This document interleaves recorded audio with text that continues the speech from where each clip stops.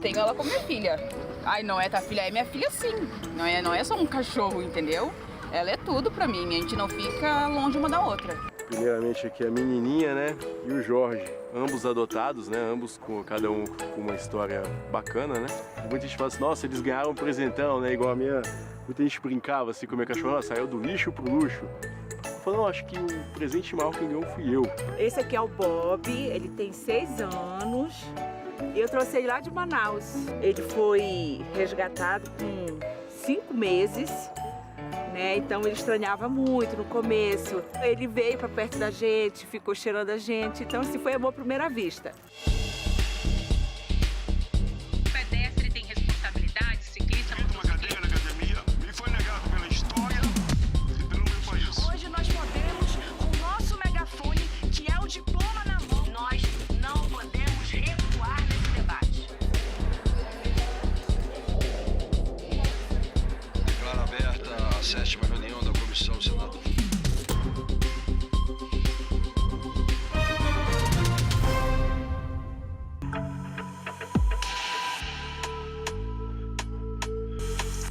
Por que defender essa causa animal? A causa animal ela é particularmente apaixonante pela própria dinâmica de que eles não podem falar por eles mesmos, sabe? Então acho que ser a voz de quem não tem voz, pessoalmente me toca muito e acho que mobiliza milhares de pessoas no nosso país recentemente, com certeza. Estima-se cerca de 60 milhões de cães no Brasil. Eu também sou tutor. E esse aqui é o Flix.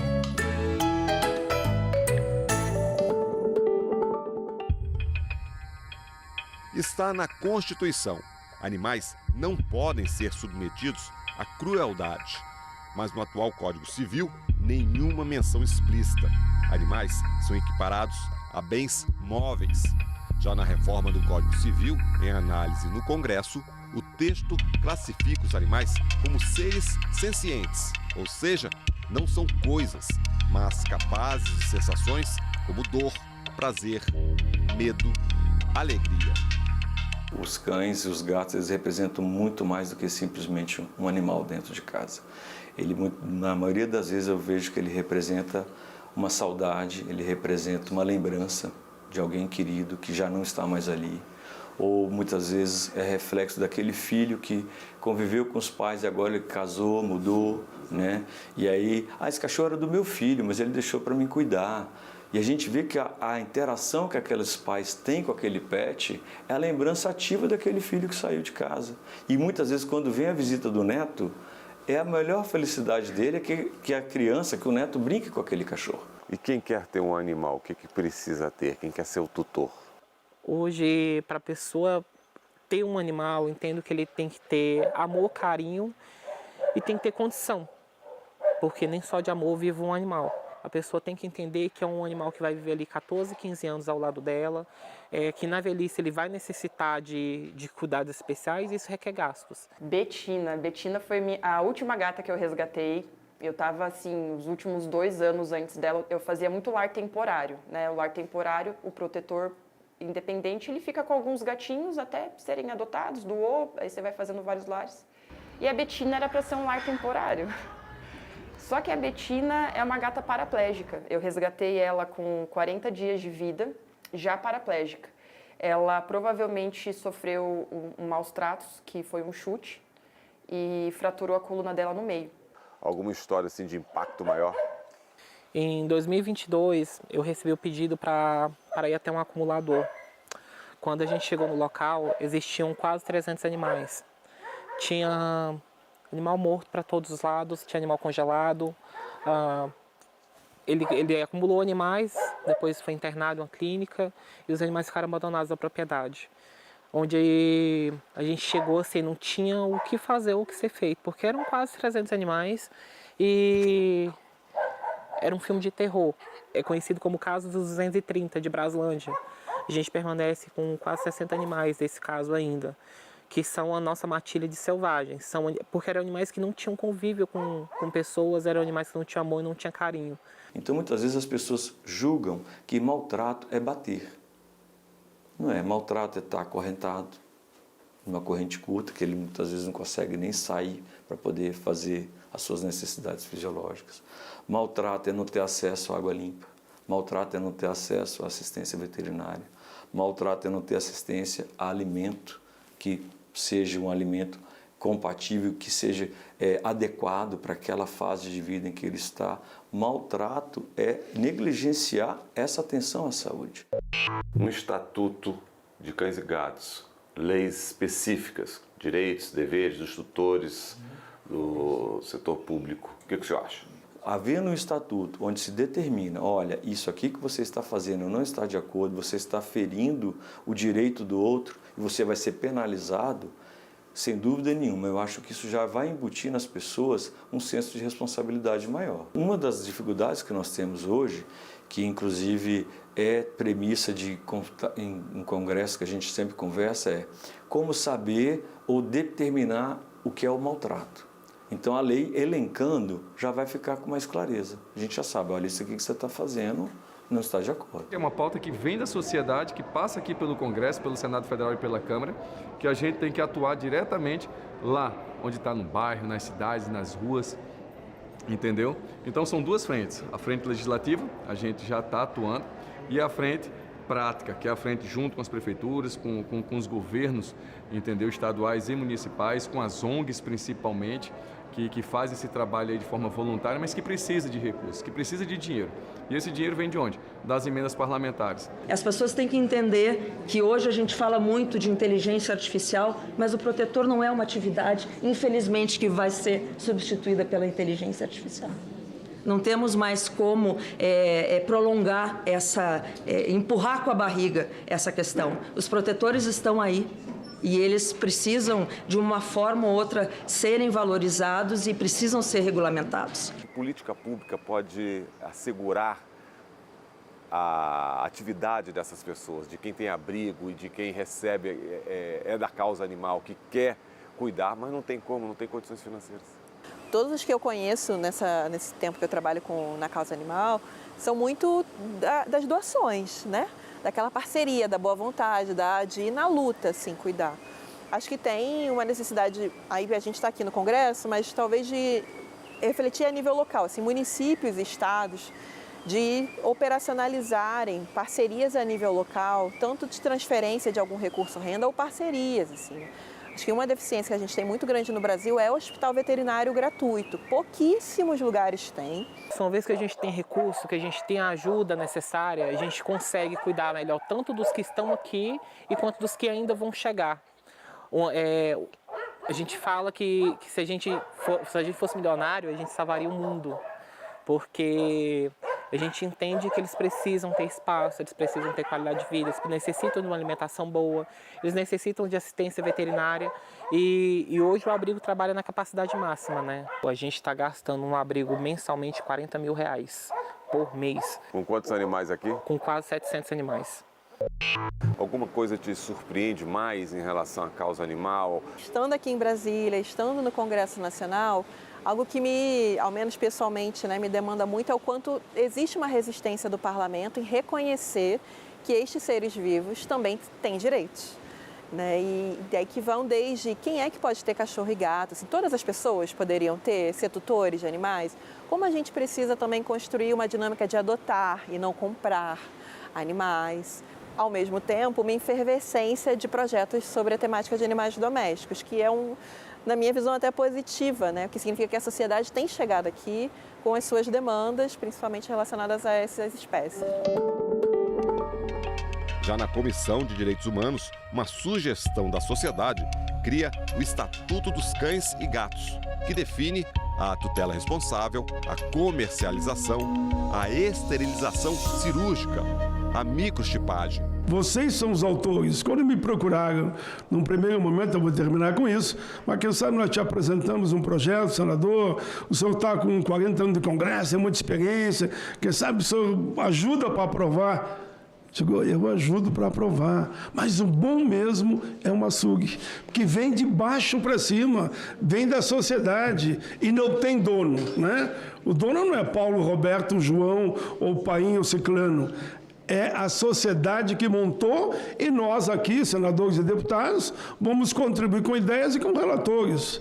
mas o projeto é original de uma SUG construída pela sociedade. Hoje nós discutimos a criação do Estatuto de Proteção de Cães e Gatos. E esse não é apenas um conjunto de artigos e capítulos, é um marco civilizatório na história do Brasil, senhores. Ele representa décadas de luta de cada um de vocês que está aqui protegendo os animais. Ele representa todos os ativistas e as entidades que, com suas próprias mãos, recursos e muitas lágrimas, fizeram aquilo que o Estado se omite em fazer há anos. Não estamos falando apenas de cães e gatos, estamos falando de uma mudança cultural, estamos falando da chance de escrever uma nova narrativa no Brasil, uma narrativa em que a proteção dos mais frágeis não seja visto como favor, mas como obrigação ética, moral e civilizatória. Cada animal, cada classe de animais, ele tem as suas peculiaridades e talvez a gente consiga evoluir para um momento de um estatuto de cães e gatos, um estatuto de equinos, um estatuto de silvestres, o Estatuto de Animais de Produção. A gente pensa, inclusive, na questão da valorização e da regulamentação do papel da protetora. Por que a protetora não pode ser uma profissão regulamentada, poder abrir um MEI, poder ser contratada, poder recolher os seus direitos para que ela possa se aposentar um dia? Hoje uma protetora ela recebe um animal de maus tratos ou qualquer outra pessoa que faça um lar temporário, ela vai ficar com aquele animal sem garantia nenhuma da manutenção da subsistência daquele animal. Ou seja, se ela não procurar um advogado e se o entendimento de um magistrado não for para que dê uma responsabilização civil para aquele agressor custear o animal que está sob a tutela de outra pessoa, porque ele não pode estar, vai causar um grande transtorno. Lá em Canoas, quando a enchente chegou, em 2024, mais de 200 mil pessoas ficaram fora das suas residências e com elas os seus animais. Nós vimos de perto o quanto faz falta política pública e leis que de fato resguardem o cuidado com os animais. Nessa emergência, do ano passado do Rio Grande do Sul, pela primeira vez na história, o governo federal transferiu recursos específicos para o acolhimento de animais, para a proteção de animais. Foram 69 municípios atendidos com recursos depositados na conta do município sem nenhuma burocracia, tá? E, além disso, enviamos kit de atendimento veterinário com mais de 32 itens, de antibiótico, carrapaticida, todo necessário para manter a vida desse animal, para atendimento de 8.800 cães e gatos. A gente tem que ter uma atenção para aquelas populações que vivem em situação mais vulnerável e que têm todo o direito de ter seus animais de estimação, para que esses animais possam ser atendidos. A gente sabe que hoje, principalmente nas capitais, nas maiores cidades que nós temos no país, os programas de controle populacional existem, mas talvez falte esse aprimoramento que o Estatuto vem trazer para que a gente possa, de fato, atender quem mais precisa. Temos os hospitais públicos em grandes centros, Brasília pelo menos já tem. Brasília, inclusive, já saiu mais uma vez na frente, tendo uma legislação ambiental e criando a primeira delegacia de repressão aos crimes contra os animais, ou seja, mais uma vez o pioneirismo, Brasília na vanguarda da legislação ambiental e de proteção aos direitos dos animais. Então isso faz parte, mostrando que a sociedade está preocupada com isso. Para além disso, a gente tem na Câmara algumas matérias que na nossa avaliação são muito importantes, que estão na fase final, de votação, como o PL 90-2020, que proíbe o foie gras, que é aquele método de alimentação forçada de gansos, enfim, super complexo, mas que também está na pauta, está para a CCJ, para finalizar a votação por lá. Tem também, na nossa avaliação, um projeto que aí é de plenário, que é o 466, que institui passagem de fauna. Então, aquelas medidas de mitigação de impacto da fauna das rodovias. Então, tem um projeto de lei que também quer estabelecer a obrigatoriedade desse tipo de medida, porque a nossa fauna é muito afetada, nessas grandes rodovias. O Estatuto ainda traz a convivência nos condomínios, tutela diante de conflitos familiares, a adoção responsável. E no capítulo dos crimes, matar cão ou gato pode levar à reclusão de 6 a 10 anos. Eu acabei relatando um projeto há 2 semanas atrás que fala de guarda compartilhada dos PECs.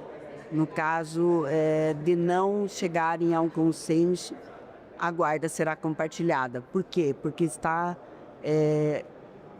travando o judiciário com várias ações pedindo a guarda dos animais. Nós precisamos de adoção responsável.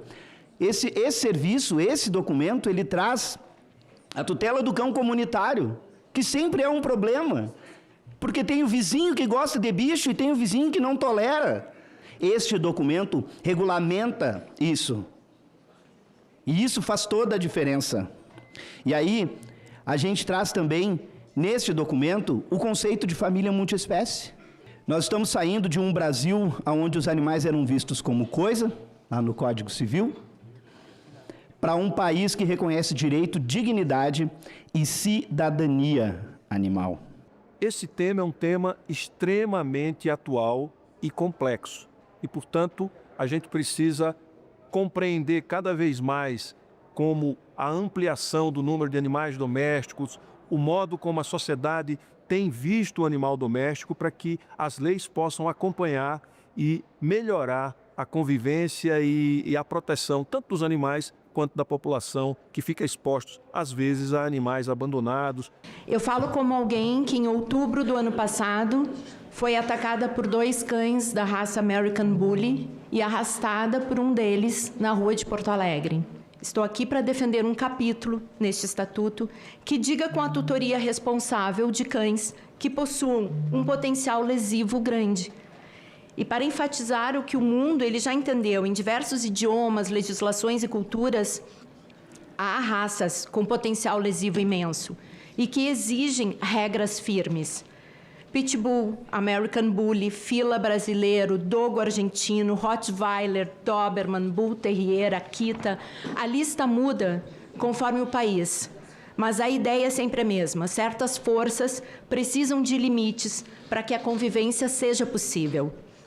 Em lugares como o Reino Unido, não basta amar o seu cachorro.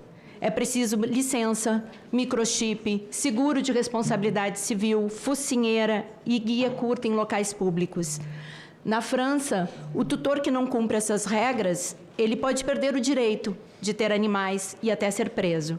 Por isso, eu peço que essa casa reflita e receba essa sugestão de lei, o Estatuto dos Cães e Gatos, e projete um capítulo com condições mínimas para a tutoria de cães com elevado potencial lesivo. Porque em mãos irresponsáveis, estes animais de estimação eles podem virar armas. Como regulamentar tudo isso, né? Para fortalecer os cães que são dóceis, estão do nosso lado sempre, né? E protege até a criança, né? Me contaram isso há pouco tempo que numa piscina a criança caiu e o cachorro se atirou atrás e pegou ela de um jeito ou do outro. Mas como tem aqueles cães, você relatou muito bem, por isso que é bom o debate, a democracia, que os pontos sejam colocados com um objetivo comum de ajudar a humanidade na sua amplitude e a ajudar os animais, no caso aí. O que você está propondo é que a gente tenha o devido cuidado com os animais. Há um tempo atrás saiu um estudo da medicina do coletivo, que hoje já existe dentro da veterinária, mostrando uma inter-relação entre violência animal e violência doméstica. Onde há um alto índice de violência contra animais, há um alto índice de violência contra criança e contra idoso. Ela está praticamente no mesmo nível. Então você vê que é um problema que ele é realmente um problema que ele reflete uma desordem de sociedade no geral. O animal ele pode e deve ser visto como sentinela para a violência e para a criminalidade. Há dados de que pessoas que cometem crimes contra os animais cometem outros crimes violentos, graves, estão envolvidas em tráfico, etc. O impacto disso sobre as crianças e adolescentes, sobre comportamentos de autoextermínio, de automutilação. O espaço do Bettina Cat Café ele é separado em 3 ambientes. O ambiente principal é o espaço de gatoterapia, é um espaço todo projetado para os gatos, né? Então tem móveis de gatificação, banheiro próprio, tem exaustor ligado 24 horas renovando o ar deles, ar-condicionado. E sempre nós temos, em média, 10 gatinhos resgatados que estão para adoção. Além do espaço dos gatos, a gente tem a cafeteria, que é bem completa, com bebidas quentes e geladas, doces, salgados, que também vem na temática de gato. Então você sempre vai ter uma surpresa, uma colher em formato de gato, alguma decoração. E a cereja do bolo é o Cat Shop, que é uma loja com mais de 100 itens, com coisas para gatos e para os humanos que são apaixonados por gatos. Aos finais de semana a gente promove as feirinhas de adoção com outras ONGs de Brasília e isso tem dado muita visibilidade para essas ONGs que antes não tinham um espaço bem específico, né, para gatos, que traz esse público que já quer adotar. E quando você leva os animais para a feira de adoção? Na feira de adoção é feita uma entrevista, como qualquer outra adoção feita no abrigo. É feita uma entrevista onde a gente quer saber onde a pessoa mora, o que ela faz, quanto tempo que aquele animal vai permanecer só, se ele vai permanecer só, se tem outros animais, se já teve perca de um animal. Então é feito um questionário, né, uma entrevista ali, e normalmente a gente vai até o local para poder conhecer. E animais pequenos é mais fácil de serem doados, animais grandes é mais difícil, porque a pessoa necessita de um espaço a mais, necessita ter um cuidado maior, né? E aqui também a gente dá um pouco de prioridade para uns gatos que a gente brinca que são os encalhados, né? Então a gente já conseguiu intermediar a adoção de gato de 10 anos, gato de 11 anos, gato que não tinha nenhum dentinho na boca porque foi resgatado já com a saúde debilitada. Muitas pessoas assim adotam, pegam os cachorrinhos, muitos pegam para dizer que tem, por enfeite, por vaidade, mas no zelo dos bichinhos. Então, cuidar como eu cuido, dá um pouco de trabalho, mas eu tento, né, suprir de um lado e de outro. Antes eu tinha mais liberdade, eu podia estar em todos os lugares no momento que eu queria, a hora que eu queria, e agora não, agora eu tenho que me organizar, eu tenho uma rotina, né? E no qual dessas rotinas, muitos eles participam, né? Que tem passeio, tem os compromissos, tem os eventos que eu costumo participar e levá-los, né? E eu hoje sou mãe de 4 e eu não sei mais o que é depressão, ansiedade, nada disso. Eu sou uma mulher feliz e grata. O gato eu vejo ele mais independente. É aquele animal que ele se higieniza, ele faz a refeição no horário que ele está com fome, né? Você ofereceu para ele água limpa, ofereceu o cuidado, ele se zela muito bem, né? E ele corresponde ao seu cuidado, ao seu carinho. O cão não, ele já precisa ter aquela sua atividade física regular, depender do porte, você tem que fazer atividades com ele de passeio, né? De saídas regulares, porque senão não vai ter um bom desenvolvimento. Ele começa a ter um comportamento muitas vezes destrutivo, porque ele está com aquela ansiedade do passeio, o passeio não vai acontecer. Então, são características que quando a pessoa vai fazer opção, seja por um cão, por um gato, ela tem que levar isso em consideração. Questão de castração, vacinação, como é que você lida com isso, esses cuidados? Ela tem um plano, né? E nesse plano ela foi castrada. Plano de saúde? Plano de saúde, ela tem plano de saúde. A gente castrou ela faz 1 mês e meio. O veterinário, ela vai sempre que tem algum problema, que acho que foi semana passada que ela teve problema de ouvido, eu tive que levar ela no veterinário. Por que tem um plano de saúde? Tipo, cachorro não tem SUS. Não tem SUS. Então o plano de saúde é fundamental para quando tu for fazer alguma coisa, se tiver algum risco, alguma coisa do tipo, tu não vai, tipo, lá gastar uma fortuna, entendeu? Tu tá pagando o plano de saúde para te pagar uma metade disso daquilo. O que tu gastaria numa castração de 1.500, tem plano de saúde que tu não gasta nada porque tu paga o plano de saúde. Tem outros planos de saúde que tem coparticipação. Eu falo que eu cuido de gente, mas eu amo os animais porque eles são muito sinceros. É um amor incondicional. Os bichos só matam o outro para comer, não para ser um predador simplesmente. Ao contrário de nós, no que nós estamos vendo ultimamente. No começo era para resgatá-lo por conta do lugar que ele vivia. Mas depois eu percebi que ele foi colocado na nossa vida para ele nos resgatar.